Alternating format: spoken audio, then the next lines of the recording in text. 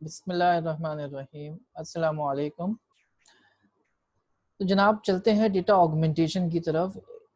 अक्सर औक़ात computer vision में जब हम अपने डेटा को इस्तेमाल करते हुए मॉडल को ट्रेन करने की कोशिश कर रहे होते हैं, तो हमारे पास डेटा बहुत कम तादाद में होता है। तो डेटा ऑगमेंटेशन के ज़रिए हम उस डेटा को बेसिकली ट्रांसफ़ॉर्म करते हैं, मुख्तलिफ़ तरह की ट्रांसफ़ॉर्मेशन जिसमें इमेज को आप रोटेट कर सकते हैं, इमेज को आप स्केल कर सकते हैं, ज़ूम कर सकते हैं, लेफ़्ट शिफ्ट या राइट शिफ्ट कर सकते हैं, शेयरिंग कर सकते हैं इमेज में। तो ये मुख्तलिफ़ ट्रांसफ़ॉर्मेशन की मदद से आप अपने एग्ज़िस्टिंग इमेजेस से कई न्यू इमेजेस बना सकते हैं और फिर उस न्यू इमेज के बाद आप उसके ऊपर अपने मॉडल को ट्रेन कर सकते हैं। तो चलते हैं ज़रा डेटा ऑगमेंटेशन को समझने की कोशिश करते हैं। तो हमने TensorFlow dot Keras dot pre processing के पैकेज को इंपोर्ट किया, मॉड्यूल को इंपोर्ट किया, मैटप्लॉटलिब को इंपोर्ट किया और डिफरेंट इसके अलावा लाइब्रेरीज़ हैं इंपोर्ट किया। मैटप्लॉटलिब को हम इनलाइन प्लॉटिंग के लिए %मैटप्लॉटलिब इनलाइन की कमांड देते हैं, तो मैटप्लॉटलिब जुपिटर नोटबुक में इनलाइन इमेजेस को ड्रॉ कर रहा होता है, इनलाइन ग्राफ्स को ड्रॉ कर रहा होता है। ये हमारी डायरेक्टरी है, ट्रेन कैट्स डायरेक्टरी, जिसके अंदर हमारे पास ट्रेनिंग की इमेजेस पड़ी हुई हैं।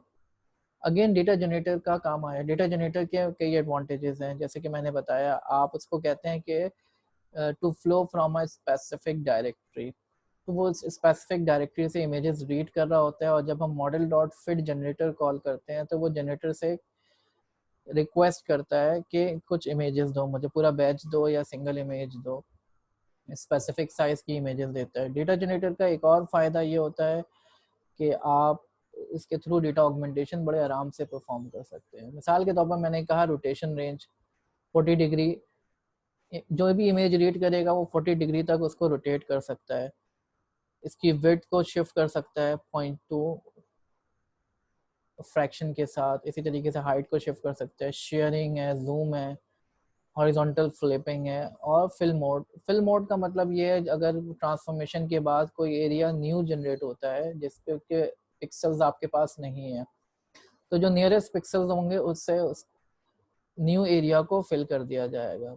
तो एक इमेज डेटा जनरेटर बनाया मैंने और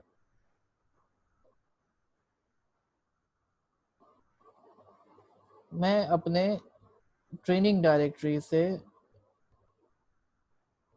तमाम फ़ाइलों को रीड किया मैंने, कौन-कौन सी ट्रेनिंग डायरेक्टरी में फ़ाइल्स हैं और उसमें से मैंने 6th इमेज, इंडेक्स 6 पे जो इमेज पड़ी हुई है, उसका पाथ उठाया मैंने।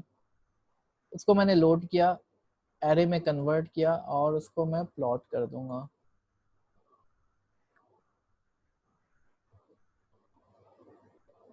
इस इमेज को मैंने लोड किया और एरे में कन्वर्ट किया। अब मैं डेटा जनरेटर को कहता हूँ फ्लो करो उस पर्टिकुलर इमेज पे, जो इमेज एक्स के अंदर आ गई है रीड होने के बाद। इस इमेज को अगर मैं प्लॉट करना चाहूँ तो मैं प्लॉट भी कर सकता हूँ एक्स को। ये मेरी इमेज है कैट की जो कि डायरेक्टरी से रीड हो रही है। अब मैं इस इमेज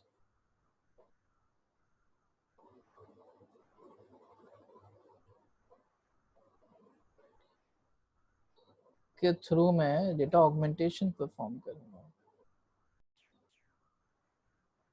तो जनाब मैंने इस इमेज को प्लॉट कराया। ये इमेज कैट की कुछ इस तरीके की है। इसके बाद मैंने उसी इमेज को फ्लो कराया over the data generator. Data generator इस इमेज को रीड करेगा और इसको ट्रांसलेट, ट्रांसफॉर्म, शेयरिंग, मुख्तलिफ तरह के ऑपरेशंस परफॉर्म करके बैचेस जनरेट करेगा। और जो इमेज न्यू जनरेट कर रहा है डेटा जनरेटर, उस एक इमेज, ये जो बिल्ली की इमेज है, कैट की इमेज है, इसी इमेज की बेस पे ये बहुत सारी इमेजेस जनरेट करना शुरू कर देगा, जो कि मैं प्लॉट करा रहा हूँ।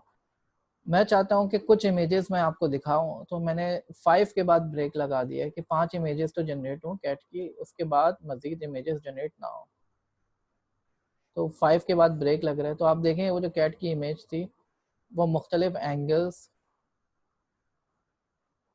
और मुख्तलिफ तरह से ट्रांसफॉर्म होने के बाद शो हो रही है। अगर मैं चाहूँ किसी और इमेज को मैं आपको शो कराना चाहूँ, तो मैं मिसाल के तौर पर 10th इमेज ले लेता हूँ। 10th इमेज ये है कैट की। अब इसके ऊपर मैं डेटा ऑगमेंटेशन अप्लाई करूँ, तो इस तरीके से कुछ नई इमेजेस जनरेट हुई मुख्तलिफ एंगल्स पे। तो जनाब ये कॉन्सेप्ट था डेटा ऑगमेंटेशन का।